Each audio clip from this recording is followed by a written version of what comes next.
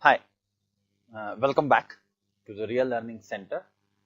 We were actually discussing about magnets. This is our second video called Magnet from Current. So if you have not yet watched the first video of what are magnets, please go back and watch and then come to this video. So in this video, let's look at what is the relationship between electricity and magnetism. Okay. So, so the question that we are going to ask is, can electric current create a magnet? This is not just the question that we are asking. This is the question that has been asked by many people before. And one of the very well-known scientists who worked extensively on this, his name is Hans Christian Oersted. He's a Danish scientist who worked in the 18th century and 19th century. So he actually was doing lots of experiments with magnets and electricity to see establish the relationship between them. So I will here point out one important experiment that he did and which benefited us in a very large way. So we understood a very important relationship between electricity and magnetism from this experiment of Oersted. So what he did was, let's say they take a table here, and the table we have kept one compass needle. Okay, so assume that my table is aligned in such a way that the other side is north and my side is south, and also you can see east-west like this. So if that is the case, so generally, as you can see, the compass needle is pointing always towards north. So you can see that the red part of the compass needle is showing north. Okay. So this is the normal scenario because the Earth's magnetic field is in this direction and compass needle is showing the north. Now, what we can do is we actually take a metallic rod, small metallic rod, and bend it in the form of U and put it like this on the top of the magnetic compass needle. So this is the experiment that Christian Oersted did. Okay, so keep it like this, and then now you connect to this and externally connect to this one battery. Okay, and make some current flow through this rod. Okay, so when current flows through this rod, what will happen? That we will see. Will it affect the magnetic needle, the compass needle? So let's put a battery here and see what will happen. And so once you put the battery like this, positive side, the current flows like this. Once the current went in this direction, current actually went from south to north. So you can clearly see that the magnetic needle suddenly turned towards west. So then the north pole of the magnetic needle turned towards the west, which indicates to us that there is some magnetic field because of this current. Before current was put, it was showing to the north. Now when current is inserted into this line, when the current is flowing, it is showing the west direction. So that means the magnetic lines are in this direction, towards the west. Okay. So just to test that, what Oersted did was, now let us invert the battery itself, okay, and see what will happen.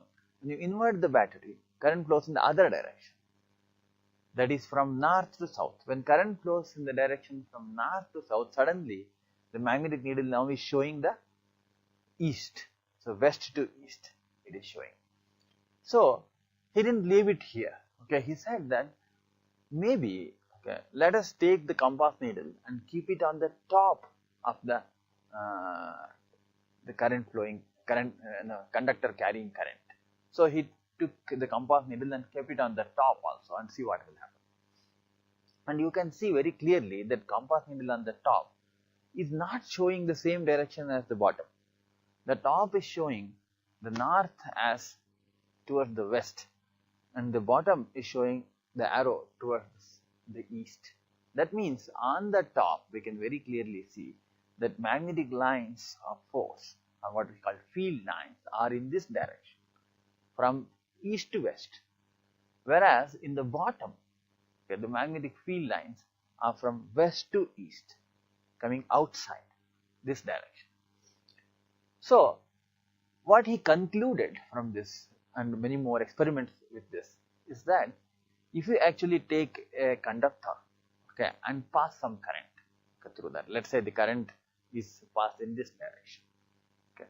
Now this is electric current, and electric current simply means moving charges. That means inside this conductor there are electrons which are moving. So the charges are moving. So this is the direction of the current. So if you have a direction of current like this, around which the magnetic field gets created, and that magnetic field will have a direction something like this. Okay, the magnetic field in this direction. So this is what actually Oersted found out, and that is one of the greatest contribution to the. He first established the relationship between electricity and magnetism. Whenever the current flows, that means whenever there are moving charges, then there is magnetic field. So remember this, when there is a set of moving charges, it will create magnetic field around that. This is what Oersted gave us. So that helped us find a lot of things. Okay, before going there, we see the direction of the current. We understand using something called as right hand thumb rule. You have to use your right hand only for that. It's called right hand thumb rule, not left hand. Okay. So if you have a conductor in your hand and the current is flowing from bottom to top upwards, show your right hand like this. Okay. Thumb in the direction of the current, and all your fingers, with fingertips being your arrows, will actually show you the direction of the magnetic field. If a conductor is carrying a current going downwards current, then hold it like this. Don't use left hand. Use the right hand like this. Then this is the direction of the current, and this is the direction of the magnetic field. So that is what is shown in our right hand thumb rule. Okay. Now, what will happen if the current flows instead of a single conductor straight, if it flows through a circular loop? So we will basically look at that part. Okay. Now, if you have a small magnet, first of all, okay. So what does a magnet contain? Magnet has south and north poles. Okay. North, we showed that magnet actually has around which field lines, what we call magnetic field. So it emanates from the north and comes back to the south. So in both directions, it emanates from the north and comes back to the south, and not just top and bottom. Okay, it is actually everywhere. Okay, it can come outside like this and go back, and the top also like this. So in all the 360-degree directions, basically you can see that it has magnetic field lines. Okay, these are all field lines. So going like this. So the middle one you can see very clearly is going like this, the field lines. Okay, so these field lines actually always emanate from the north and go to the south, and inside it goes from south to north. This is how the magnetic field lines look like given a small magnet. Okay, so now let us take another scenario where we make current flow through a small loop. So I have arranged it in such a way that the current flows like this and goes in this direction. Okay, the arrows show you the direction of the current. Now we understood already right hand thumb rule. Okay, using right hand thumb rule, now we can guess the direction of the magnetic field. Let us take for example the top part. In the top part, the direction, what is the direction of the current? Current is going like this. Okay, so the magnetic field has to be like this. That is what is being shown there. Okay, and similarly bottom side you can see the direction of the magnetic field, and the front basically you can see the direction of the magnetic field. So you can keep on looking at the current and find out the direction of the magnetic field by using right hand thumb rule. So you can draw all these lines that shows the direction of the magnetic field. Now once you do that, now you can actually compare those lines with the lines of the magnet, and they look exactly alike. So they emanate from the north and come back to the south. Now, they're exactly like that, both. So we can clearly say that this is almost behaving like a small magnet. Current in a loop behaves like a small magnet. So we can say sending a current through a a circular loop is same as having a two-poled bar magnet, two-poled small bar magnet. So, as far as magnetism is concerned, these both are perfectly equivalent. So, you can either make a magnet by bringing a magnet, small one, or you can make the current flow through it, and that will become that will behave like a small magnet. So, we call such a thing is called as a magnetic dipole, two poles dipole. So, there is a small dipole. This current loop produces a small magnetic dipole. Okay, that is the takeaway from here. Now, if you take such multiple current loops, I take one small current loop and it produces a small dipole. Okay, south north you can see. Take one more loop and it produces one more small dipole. Like that, you can actually have many loops. So we call it as many turns of the winding. Okay, so these actually have produce small magnets, the dipoles, and you add them all, you will get a slightly more powerful magnet, and that will behave like a bar magnet.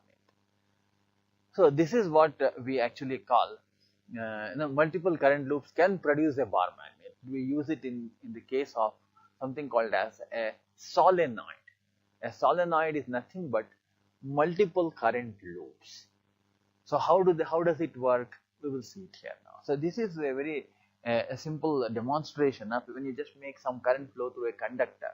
Okay, there is a magnetic field which goes around the conductor. Okay, so if this is the direction of the current, magnetic field is in this direction, right hand thumb rule. Now if I take any wire, that is the rule. Now if I take a small wire and if you make current flow through that, the direction is similar. I am just representing this here, okay, in a line. And then if you take one more line which is in the opposite direction, let's say I will take a wire like this down, and the other side wire will have current flowing from top to bottom, and hence you can see that it has a right hand thumb rule. You can see like this. From inside you can very clearly see in the middle of those two wires the magnetic field direction is from right to left. And outside, on the top and behind, both it is from left to right. I can actually put one small iron core and complete the windings. So you keep winding like this. Because each one is one small current loop, and these windings will constitute many small magnets. And when they all add together, it creates a big magnet. So such a thing we call as an electromagnet. So electromagnet is constructed by using current. You just take wires and wind it around an iron core, and then it produces a small dipole, and all added together gives you a very powerful electromagnet. In fact, you don't even need an iron core in the middle. Even if there is nothing inside, and if you just put wire like this, it still produces a magnet. Okay, so that is what we learned. Even if a small loop is there, that every loop produces a dipole and added together magnet. Only thing is, if you put iron there, then the magnet will be more powerful, because iron is a very nicely magnetic substance. It has its own domains inside which can align and produce more magnetism. So this is called as a solenoid. Okay, so now this is a solenoid simulation where you can see that when you have a battery connected to windings, how it affects the magnetic field around, and you can increase the battery, and you can increase the voltage in the battery, hence current, and also increase the number of turns and how many loops you can have, and measure things. So please watch the simulation. So this is an electromagnet, in the sense that when this is a solenoid. What we talked about is a solenoid. That means a series of multiple windings, 1, 2, 3, 4. There are 4 windings here, and let's say the current is flowing through like this, then it is as good as having a magnet here, and this whole thing is magnetic field. You can actually keep this wherever you want and see the direction of the magnetic field, and this line shows the direction of the magnetic field. This shows the north and this shows the south. You can actually keep it this side and see the direction of the magnetic field. So now what is very important is if you change the voltage, when you change the voltage, the current changes. Okay, you can change it such that it will be more powerful or less powerful. Okay. So let's say if you make it less powerful, 0, it's just a little bit, but that doesn't change the direction. Okay. But the moment you take it to the negative, okay, let's say we take it to the negative. When you take it to the negative, take it to negative, it changes the direction, and it also reverses. And secondly, you can also see the number of turns. There are 4 turns here. I can reduce the number of turns. When I reduce the number of turns, it actually shows less power. The power is shown by the dimness. And you can also increase the maximum up to 4. And suppose if you, instead of giving a battery here, suppose if you feed an AC, well, then the magnetic field keeps on changing, left, right, left, right. You can see it's the tense of the magnetic field. Okay. So now let's get to the micro level, where we have learned this now from Oersted. We have learned if there is a charge which is moving, it can actually produce current. It can produce current, and current can produce magnetic field. And we also learned that if there is a loop of current, it produces a small magnet in the middle, a dipole. So what about an atom? Atom actually has in between a nucleus, and around which the electrons are flowing. Electrons are charged. So since electrons are moving around the atom, okay, they should actually produce a small dipole in the middle. Do they? Yes, they do produce a small dipole in the middle. So the dipole, like a north-south dipole, they produce. Okay. So only thing is that it is not just one electron. So there may be another electron which actually is going in a different path. Okay, and that again produces a magnetic field which is aligned to that. Okay, and then you can see that there may be many such electrons. So every electron flow will give rise to a small dipole. So a particular atom might have many electrons, and each having different paths, and hence there may be many dipoles. Okay. Now if you take the atom as a whole,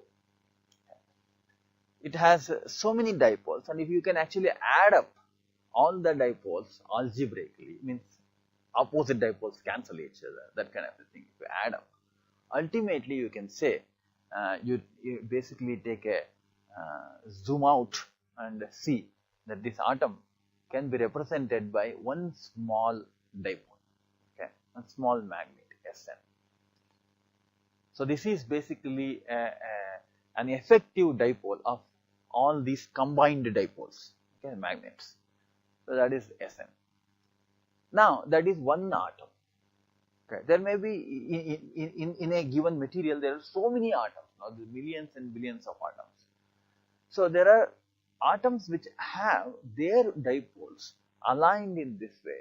They all actually nearby bunch together like that.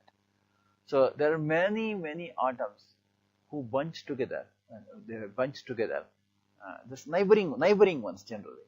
Okay, they constitute what we call as a magnetic domain. This whole thing we call it as a domain. Actually, in this domain, all these small atoms, magnets are actually pointed together in the same direction. There may be another domain by the side. They are all pointing together in a different direction. Okay. So, this domain, if you take, can actually be represented by one small magnet, Sn, which is South Pole, North Pole. So if you take a piece of iron, actually, there are so many such domains. So as we discussed in our first video, a piece of iron has so many such domains. And those domains actually are all not aligned at all. They are in different directions. Hence, the whole piece of iron does not have any magnetic field. As an effective magnetic field is very less. Okay, that is why every iron is not a magnet. On the other hand, if you actually place this whole of the piece into a very powerful magnetic field, okay, this is actually non-magnetized. If you put it in a very powerful magnetic field, suddenly this iron becomes a magnetized piece. It becomes a magnet because it is in the presence of a magnetic field. It aligns all the domains, they align themselves to the direction of the magnetic field. So that is how you can make an iron a magnet. So we talked about this in our first video, but today we are giving you a very fundamental reason why there are even domains in the first place. So these are all again related to Oersted. Current going in a loop producing small magnets, atoms themselves. They combine together to form domains, and these domains align to give magnetism. Okay. So what about the Earth? Earth, we said, is a magnet.